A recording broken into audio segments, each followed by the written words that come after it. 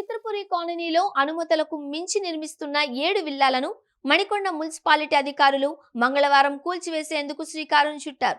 దీంతో గత కొన్ని రోజులుగా చిత్రపురి కాలనీలో చోటు చేసుకుంటున్న అంతర్గత విభేదాలు ఒక్కసారిగా భగ్గుమన్నాయి.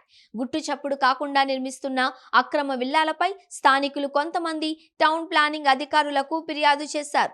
విచారణ చేపట్టిన మున్సిపాలిటీ అధికారులు నిబంధనలకు విరుద్ధంగా విల్లాలను నిర్మిస్తున్నట్లు గుర్తించారు.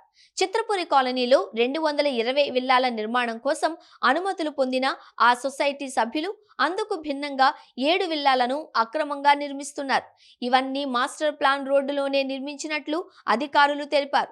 నిబంధనలను అతిక్రమించడంతో పాటు రోడ్డులో విల్లాలను నిర్మించడం సరికాదు అని టౌన్ ప్లానింగ్ అధికారులు నోటీసులు జారీ చేసినా సదరు నిర్మాణదారులు స్పందించకపోవడంతో మంగళవారం టీపీఓ సంతోష్ సింగ్ నేతృత్వంలో కూల్చివేతలను చేపట్టారు. మొదటి రోజు 2 విల్లాలను కూల్చివేశామన్నారు.